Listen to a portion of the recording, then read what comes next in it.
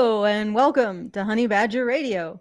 I'm your host, Alison, and today we have some excellent fare, some really good food for you all to and by that I mean it's total crap. I All right, so this is another installment in Women Can't Take Responsibility for Nothing. And I'm going to just lay a statistic on you guys just starting out before we even dive into it. Something like 14% of men refuse to don't want to date a man or a woman who's taller. And something like 50% of women will not date a man who is not just shorter, but not at least 4 inches taller than herself. So all of the studies when it comes to height, all of them show that women are much more discerning about the heights of their partners than men are. Right? So I just want you to hold that factoid in mind as we go through the first of 2 articles in which women can take no responsibility for themselves or their choices. And I want you to hold that factoid in mind because the first article is going to be about how the patriarchy is responsible for women wanting tall men. And by tall men, I mean not just taller than average, but taller than 6 foot, which is well above average and applies to only about, 10% of men? I think it might be 5%. So we're talking about a very small subset of the male population. But as you will find out, my friends, it is not women's fault that they prefer 5% of the male population. Oh no. It's not their fault that they prefer tall men. It is, in fact, the fault of patriarchy. And when I say patriarchy, we all know what that means. It's the fault of men. So it's men's fault that women prefer tall men.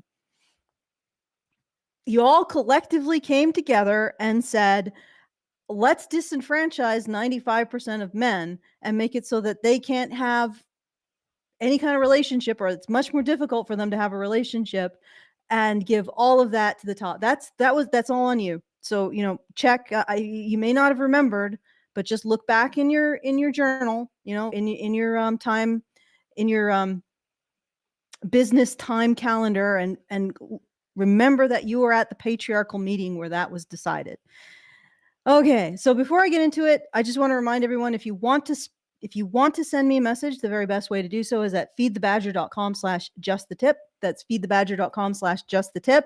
And we are going to be putting on a meetup in September of this year, September 13th in Calgary, just like last year.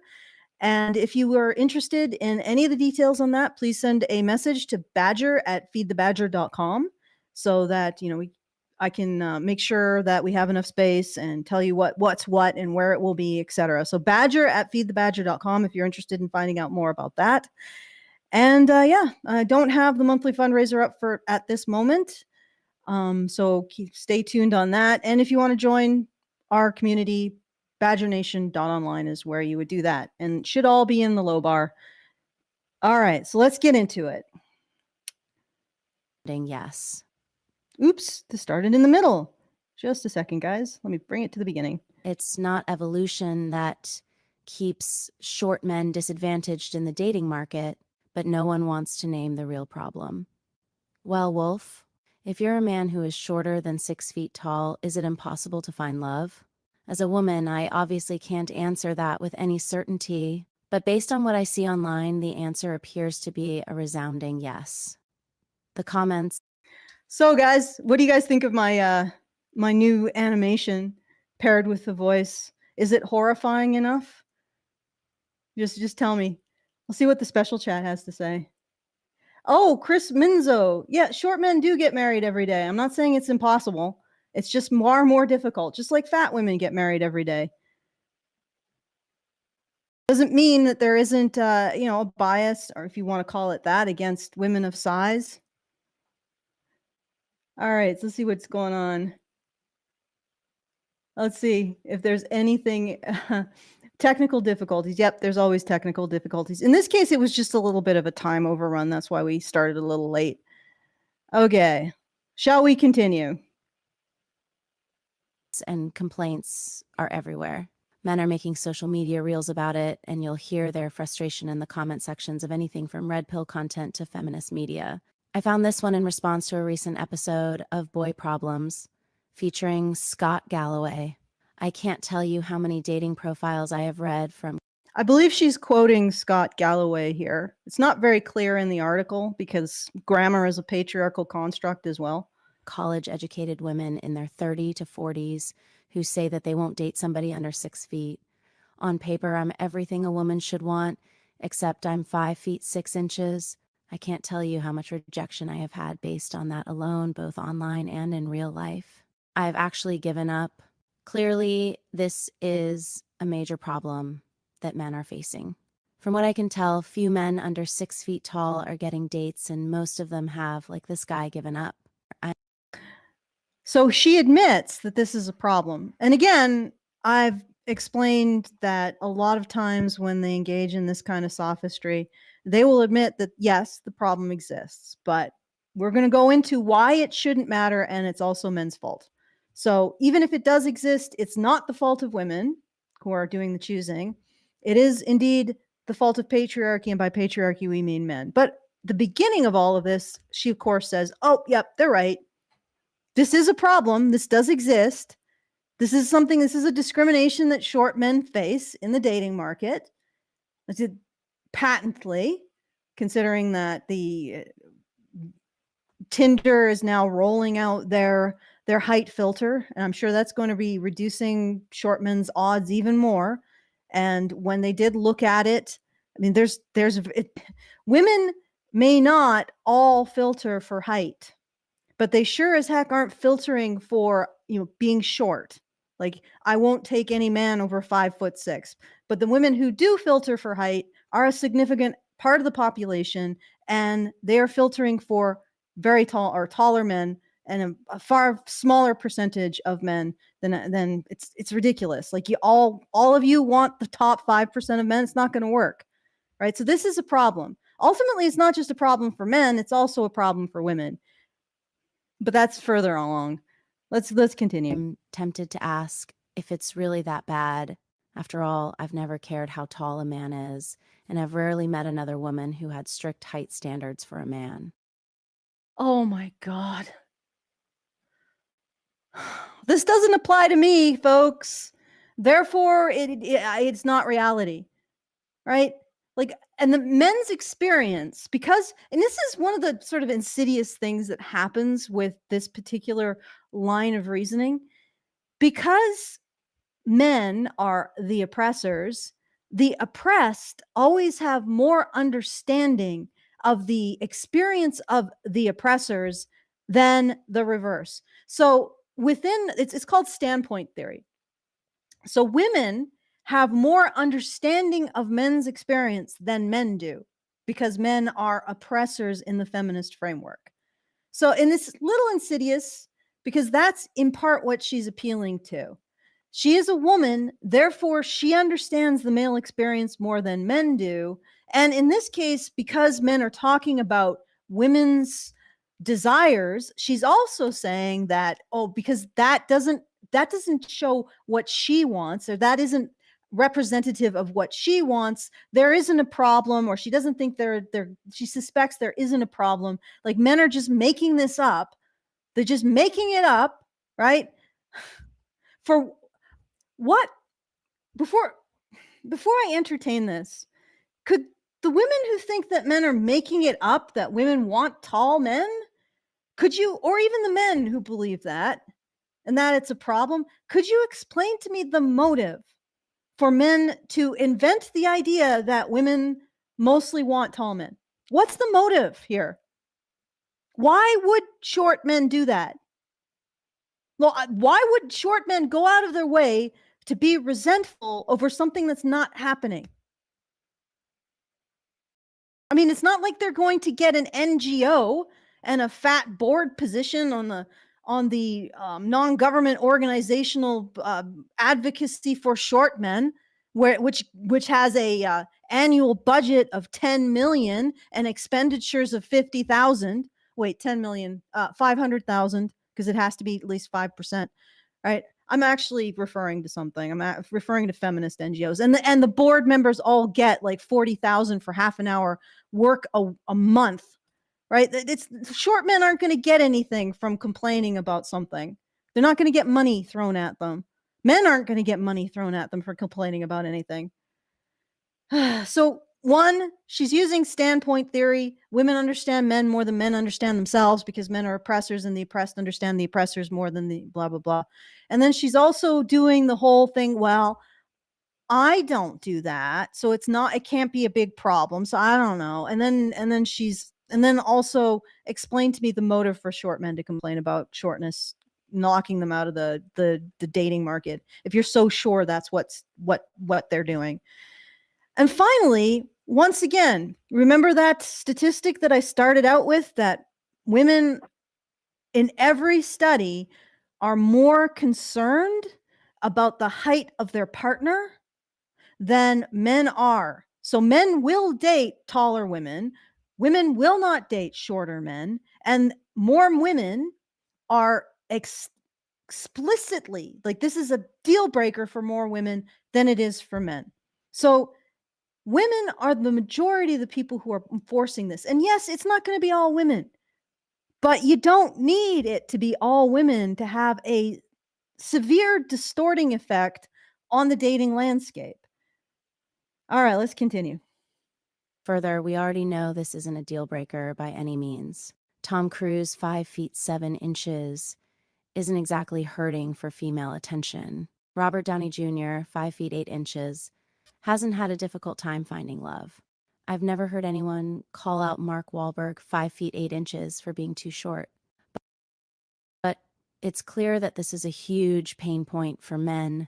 Taken as a whole, it seems to be a problem that is negatively affecting their mental health.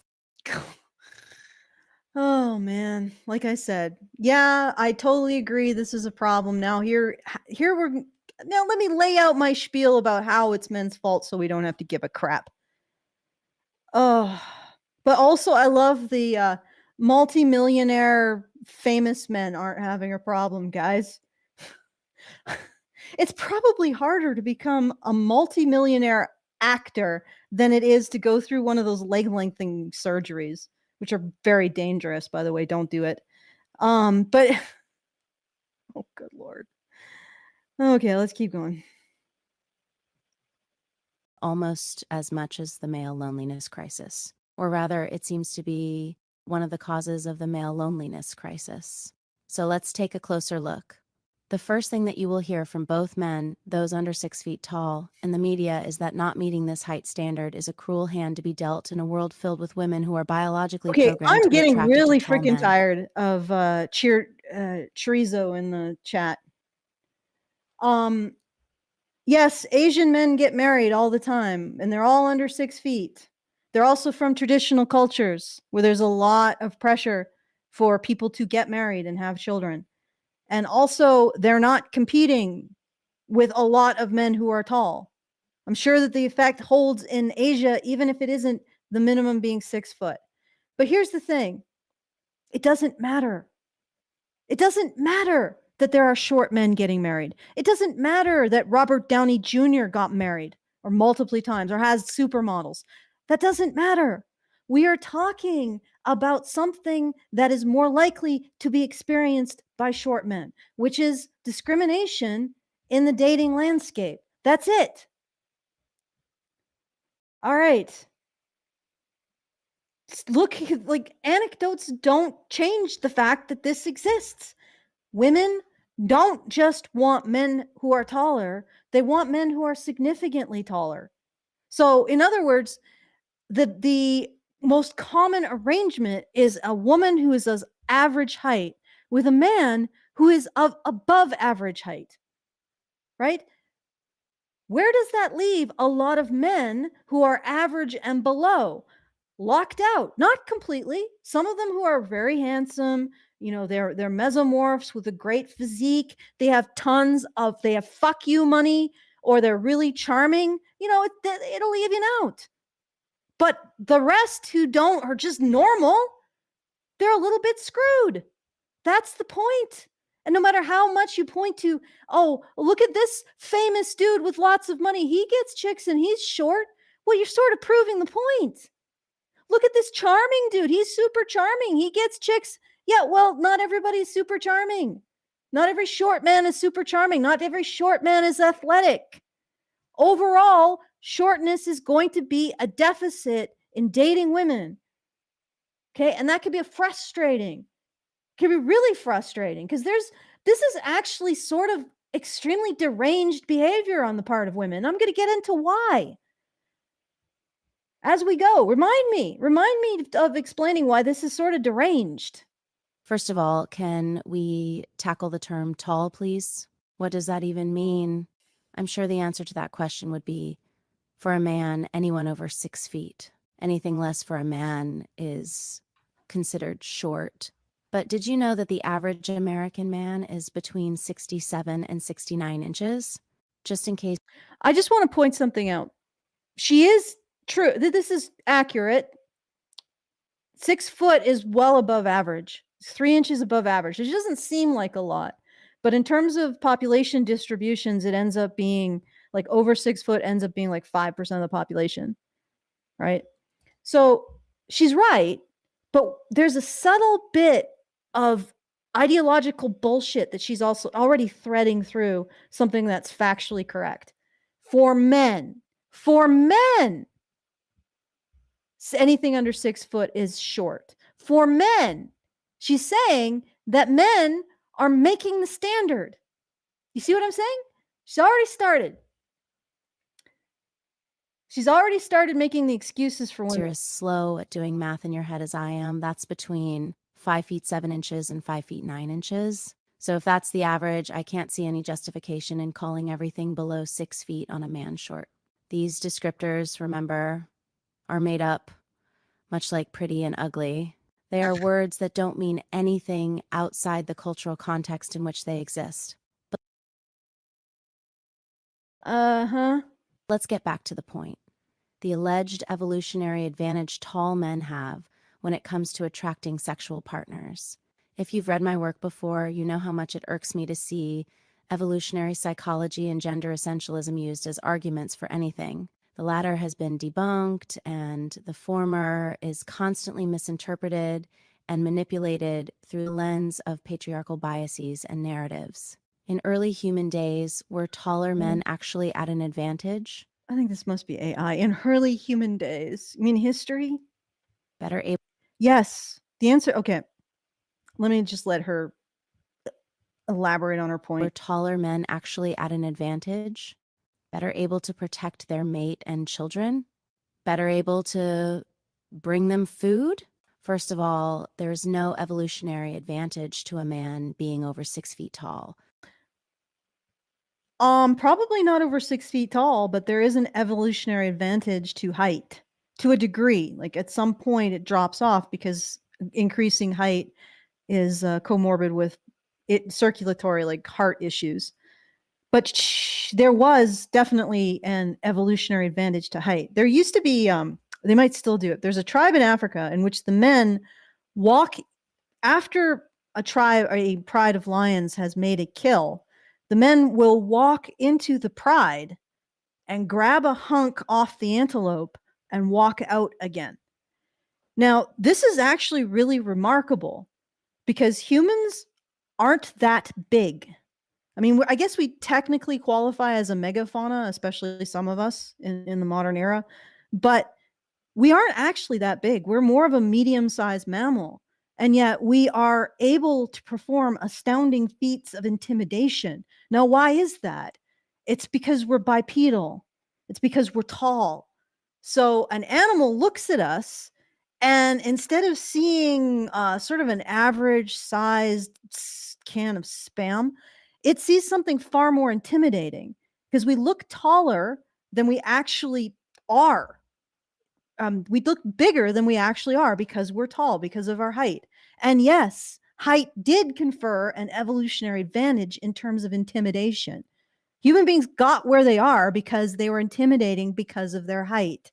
And men are taller. And this is an evolutionary difference that persists despite the fact that human beings are pair bonders, which is another thing she's going to lie her ass about. Human beings are pair bonders. And yes, there were genetic pinch points in our past, but that doesn't actually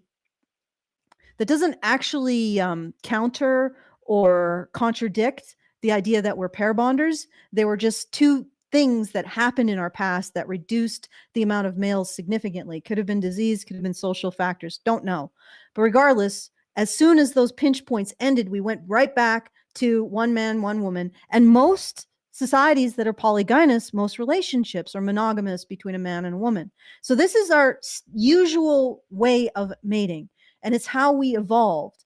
It wasn't how we evolved. We split off. The ancestor that we shared with chimps was a pair bonder. Chimps split off and became what chimps and bonobos are, and we remained pair bonders. And pair bonders have certain anatomical features, and one of them is that we tend to have the same size. So it's interesting that despite the fact that human beings are pair bonders, men retained that height difference. And there's probably a good reason why. And that reason is, like most social mammals, male humans tend to be more involved in the protection of territory, in the defense of territory, right? So it's likely that conferred an evolutionary advantage in terms of intimidating predators. Okay, just like that African tribe and its men walking into the lion pride and grabbing a hunk of antelope and walking right out. Why can they do that? Because they're tall. So she is full of shit. Height does confer an evolutionary advantage. There's more recent evidence of this as well. Men who were tall were more likely to survive war. And this is where, okay, I'm going to get into why it's so depraved, what women want in the dating landscape now. Men who survived World War I and World War II are taller because they survived. So their descendants, the sons of the men who survived World War I and World War II, are the tallest human beings in human history as a result of that winnowing pressure of two gigantic wars, which established the prosperity that allow avocado toast millennial woman to cogitate, to say, oh, I don't want to date anyone under 6 feet. I mean, that to me is so flippin' depraved.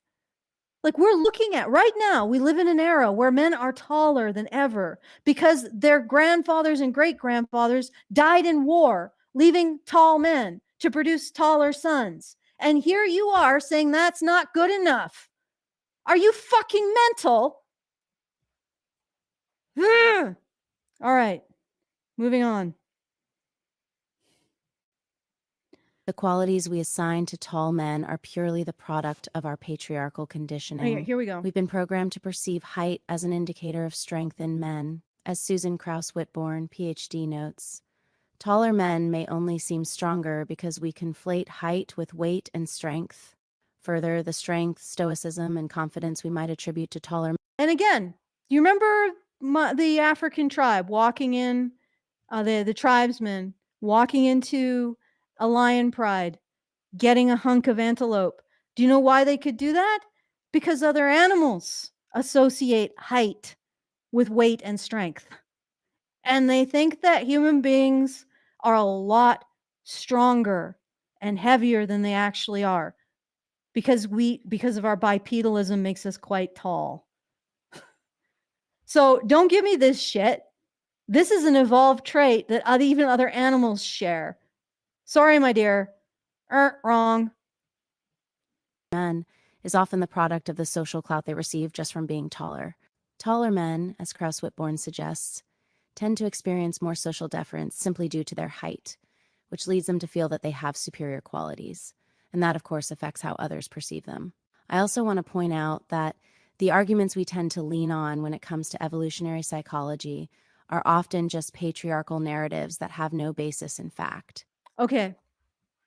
It's ironic that she's talking about having no basis in fact, because again, broken record time, feminist patriarchy has never been proven.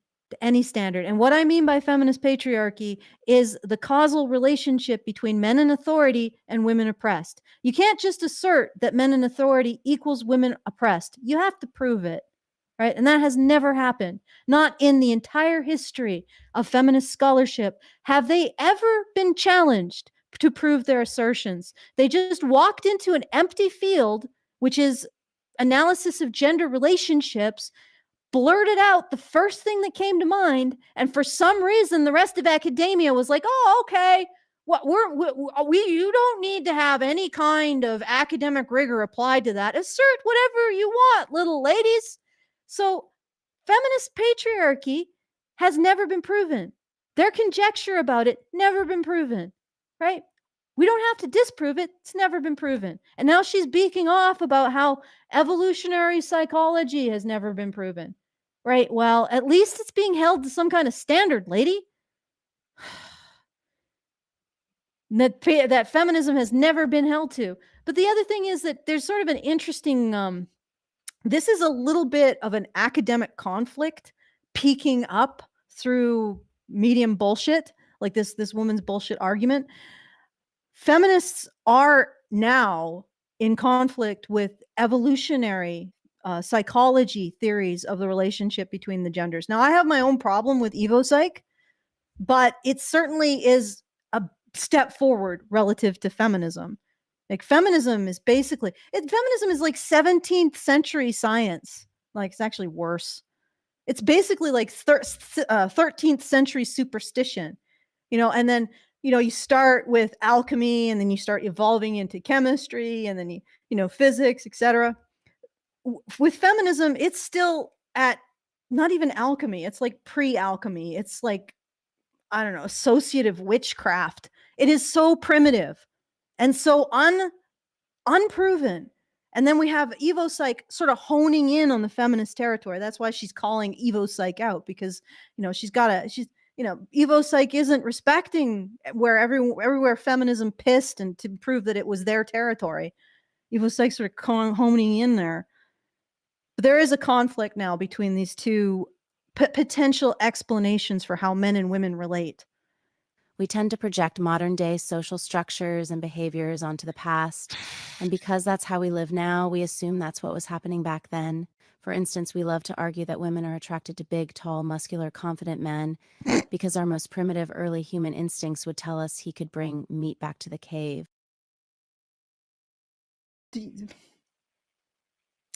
Okay, so evopsych says this is why men or women are attracted to tall, muscular, confident men, right? And she's saying, oh, that's bullshit. That explanation is bullshit. Does that thus mean that women are not attracted to tall, muscular, confident men? Lady, go look at all of the covers for romantasy that are being pumped out constantly for a romance novel, and then say this nonsense. That he would be able to protect his mate and children. The problem with that is simple. Early humans didn't live that way. They weren't monogamous, for one thing. Yes, they were. Early humans, the earlier back you go, the more likely it is that they were monogamous. Our nearest common ancestor with chimps was monogamous. So we didn't even evolve that trait. We inherited it. It was chimpanzees that evolved away from that.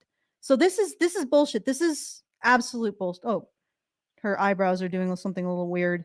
That's bizarre. Okay, let me just go 1 second. Men didn't.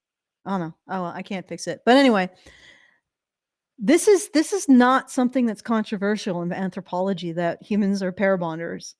Okay, this is one of the problems I have with evopsych, because it doesn't seem to recognize that. Maybe it needs a little bit more cross-pollination with anthropology.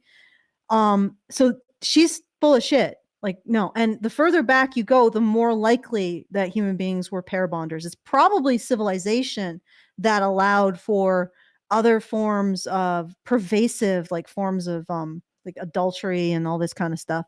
And the reason why I say that is, think about it. When you're at survivor's razor edge, and human beings are a species that requires a significant amount of alloparenting for children to survive. What that means is you don't just need a mother's resources, you need a father's resources, you probably need an extended family's resources. In that case, if you have promiscuous mating, all of the children are going to die. Right? You can't, that kind of social structure doesn't support the kind of investment that's required for a human child to grow up. So, likely in the past, because it was simple survival, it wasn't just social customs that kept people together. It was, if your mate dies, you probably die, and your kids probably die, right? And also, what's the likelihood you're going to find another mate? Pretty minimal. So all of these other stuff, these problems of modernity, probably started to happen once we had population densities more than, like, I don't know, 12 per 100 square miles or something. I don't know how. I'm just like, once we started to live in close proximity, because before then, how many potential partners would you meet in a year when you were a hunter gatherer? Well, not many. And also, if you don't have a partner and you're a woman and you get pregnant, your kid's probably going to die. So that selects for strong pair bonds, that selects for a lot of investment. And the further back you go, it's more likely that that's the case rather than less. Pair with one woman and impregnate her over and over, pledging himself to the protection of her and his offspring. Nuclear families are a recent patriarchal invention. Before No, that, we lived in larger tribes, had multiple sexual partners, and children were raised by a larger family group.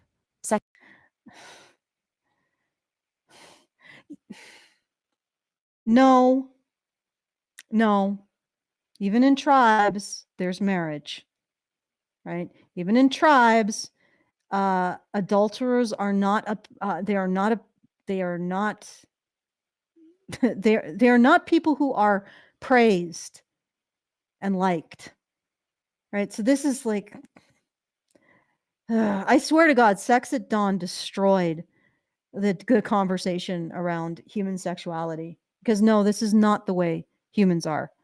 Okay, we are not like chimps. We are not like bonobos. We are, our social evolution actually more closely parallels that of wolves. Secondly, the acquisition of food happened very differently than our patriarchal narratives would have us believe.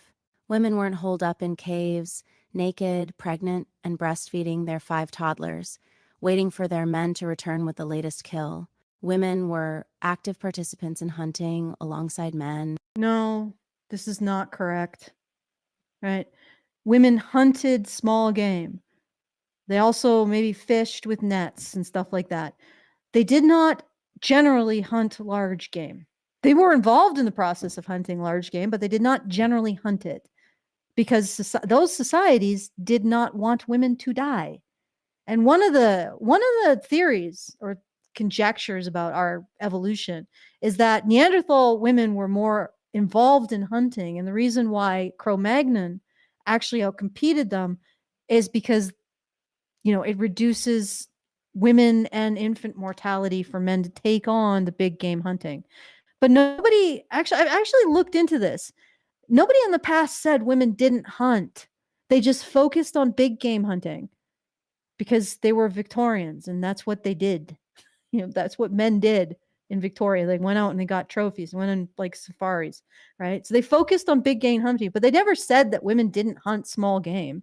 They just didn't look at it. And some actually explicitly did notice that women hunted small game. So this has never actually been like the anthropological narrative. This is invented by feminists. So it's bullshit. And then you add more bullshit onto it because, again, men hunted the big game and women hunted smaller game, which is really interesting because that parallels what wolves generally do as well. There were no divisions of labor along gender lines the way we have today. Again, that's a patriarchal social structure at play that didn't exist in early human society. So all these claims about a man's height being an indicator of evolutionary superiority are absolutely. Well, not evolutionary superiority. Like you're engaging in scope creep, my friend. But and again, like if I'm not even sure why it's such a big deal that evolution is seen as a reason why women liked taller men. Like, again, we have this persistent height difference when being pair bonders would suggest that a reduction, like most pair bonding animals are close in size, and yet we have this persistent height difference and persistent difference in anatomy. Like, and there has to be a reason for it.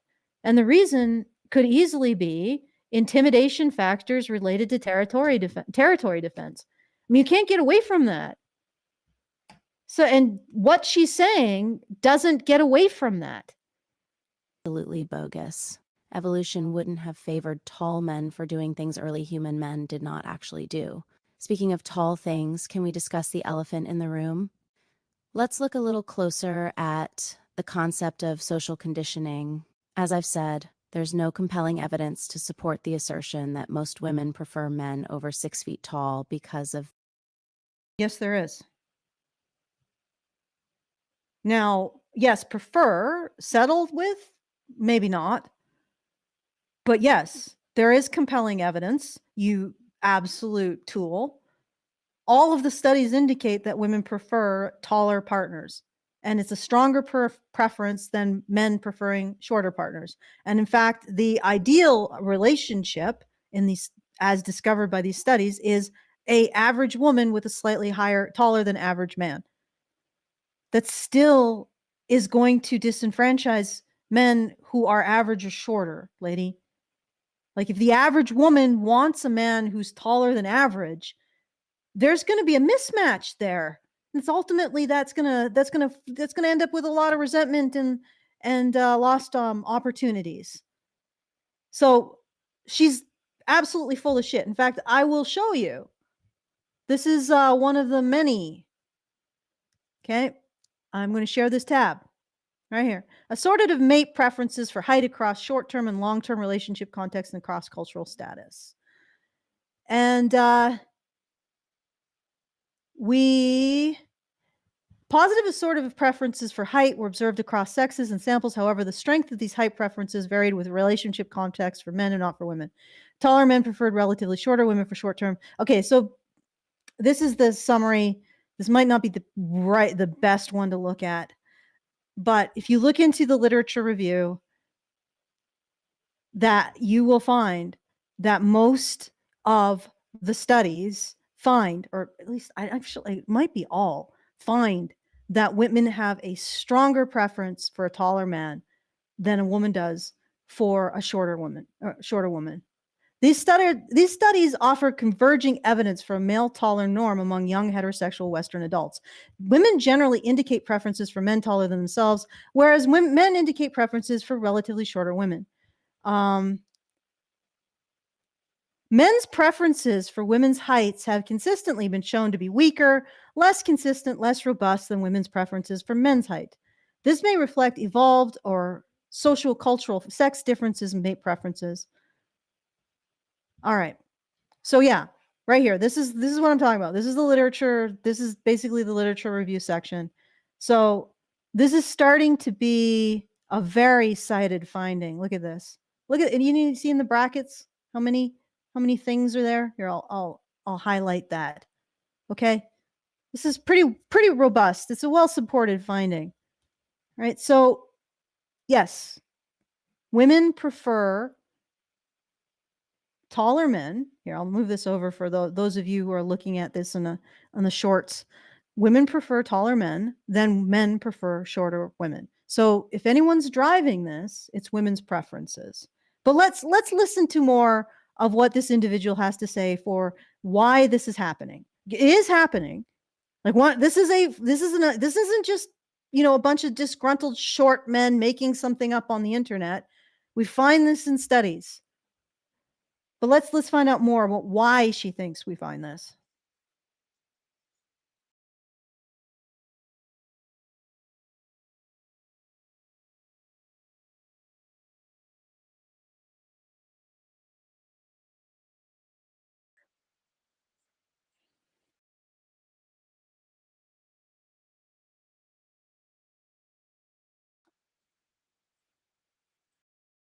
So height discrimination exists, but women are also affected.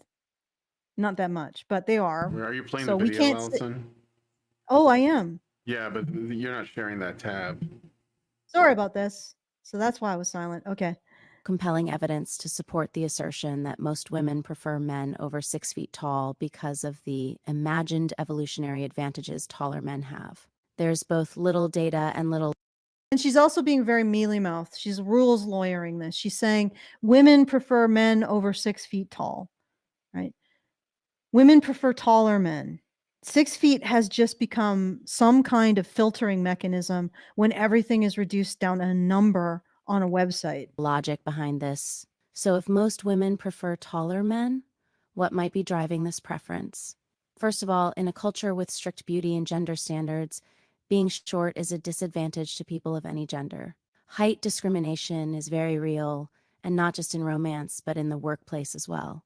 And though women experience it too, short men are more likely to be at the receiving end of this cultural bias. Why? Why does this happen? There are a lot of factors at play, more than I can cover here. But I want to point out one in particular that seems to have been entirely ignored in men's despair over how their height might be disadvantaging them. God damn. Here we go. Here's the money shot, guys.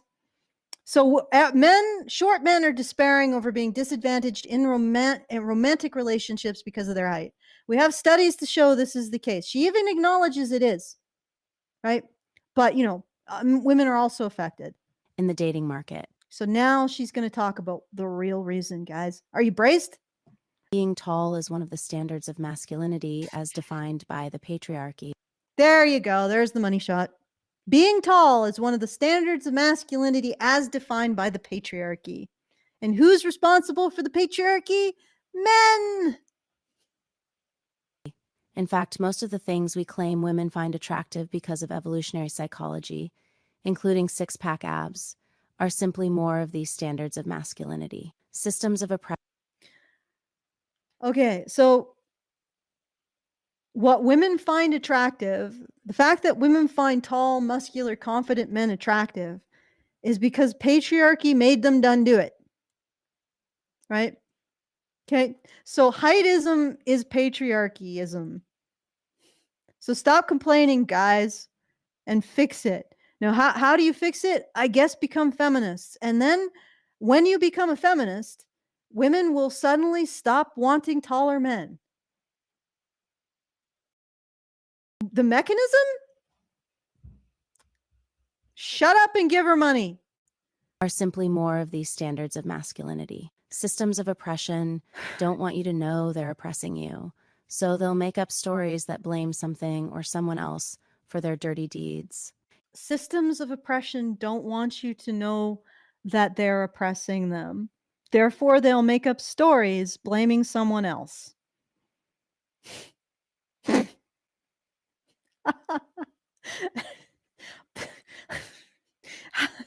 Says the woman, blaming patriarchy for women liking taller men. Oh, man. You don't feel badly about yourself because you are literally falling short of patriarchal standards of masculinity. This isn't about the system. No, it's the fault of evolution.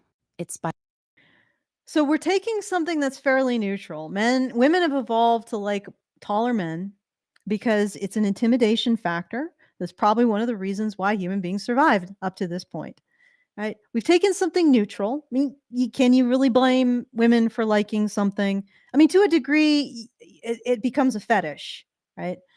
Can you really blame women for liking something that's an evolved trait that helped us survive in the past? No, not really. It's just something we have to deal with. And maybe we can start having a conversation about how tall is reasonable. Because what women want now is not reasonable. But no, we're going to take it and we're going to make it to men to blame for it. Because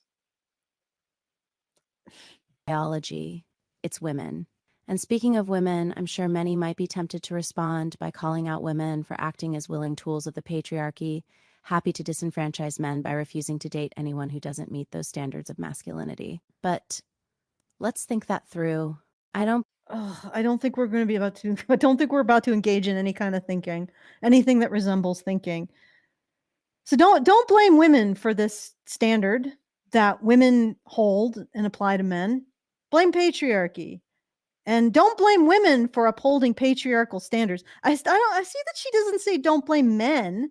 Like she's very quick to say we shouldn't blame women for upholding these patriarchal standards, even though they're the ones that are enforcing them, the only ones that are enforcing them on men. Because I'm pretty sure we don't have like Joey Swoles going out and pounding on short men for daring to talk to a woman. Like I've never seen that. But whatever. She's not quick to say don't blame men for the fact that women prefer tall men.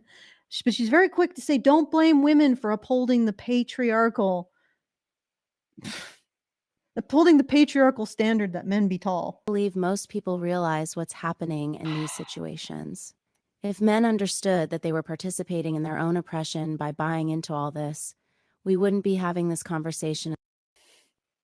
How did that happen? How did that happen? We go from women enforcing a standard on men that they be a ridiculously tall, 6 feet is ridiculously tall for the average woman. They enforce this standard on men. And then suddenly we can't blame women for being oppressed by patriarchy into wanting taller men. I got to listen to this again. Just it's so astounding. If men understood that they were participating in their own oppression by buying into all this, we wouldn't be having this conversation in the first place. Guys, you got to realize that it's your patriarchal buy-in that makes women want you to be tall. And if you just stopped being part of patriarchy, how you do that, we're not going to specify. We're not going to give you any concrete actions to stop being part of patriarchy. But if you would just stop being part of patriarchy, women would want not tall men. It's you that's making all of you short kings, all these short kings out there. You got to stop forcing women to want tall men with your patriarchy. And then you'll be good. Then you'll have no complaints.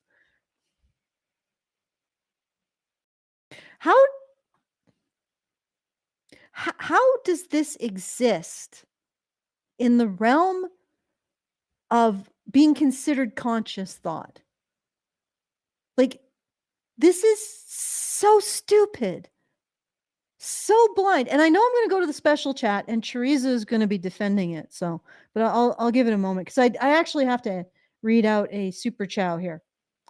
Okay, Albatross says, apparently women have zero influence on what society does and doesn't like. Do everything and women just sit and photosynthesize for millennia. What are you holding them to a standard of photosynthesizing there, Albatross? How dare? How dare? I think that's probably also sexual objectification of plants. So give yourself another smack for that. Okay. All right. Just remind everyone, best way to send me a message, feedthebadger.com/justthetip. We have about 4 minutes left of this nonsense. Oh, I promised you I'd see what Chorizo is saying in the special. Oh, he's silent. Okay. Maybe he's too embarrassed for once. Not going to defend this? Not going to defend how this woman has landed on short kings are using their patriarchies to force women not to like them? I'm sure you could manage something there, Chorizo. All right.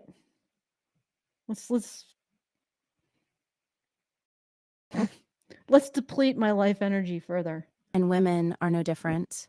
They are subconsciously acting out their social conditioning, seeking out men who reflect the masculine qualities they are supposed to be attracted to.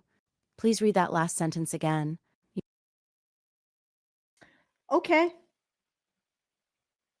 In these situations, if men understood that they were participating in their own oppression by buying into all this, we wouldn't be having this conversation in the first place. And women are no different. They are subconsciously acting out their social conditioning, seeking out men who reflect the masculine qualities they are supposed to be attracted to. Please read that last sentence again. You see, I am not convinced that women who are seeking traditional standards of masculinity in a partner are doing so out of a desire to reinforce those gender standards, either.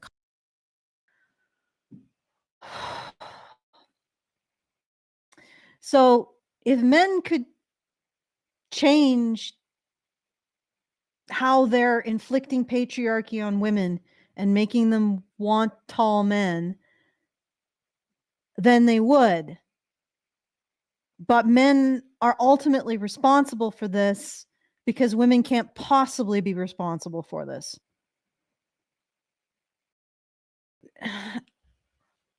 Okay. I'm actually finding it difficult to follow this logic. I know people think maybe I'm not smart enough. Can somebody help me out in the comments? Chorizo, explain this. Wouldn't be having this conversation in the first place. And women are no different. They are subconscious situations. If men understood that they were participating in their own oppression by buying into all this, we wouldn't be having this conversation in the first place. So if men understood that they're making women, if short men in particular, understood that they're making tall women want tall men because of patriarchy, we wouldn't be having this conversation in the first place. So ultimately, short men are responsible for their own discrimination. Okay, let's go. Let's move to the second half of this miraculous statement. And women are no different. They are subconsciously acting out their social conditioning. So men are responsible for this. And of course, they wouldn't be hurting themselves if they understood that it's patriarchy making them do it, even though they are the ones who are patriarchy making them do it. Seeking out men who reflect the masculine qualities they are supposed to be attracted to. Please. And then this proves that women are completely blameless.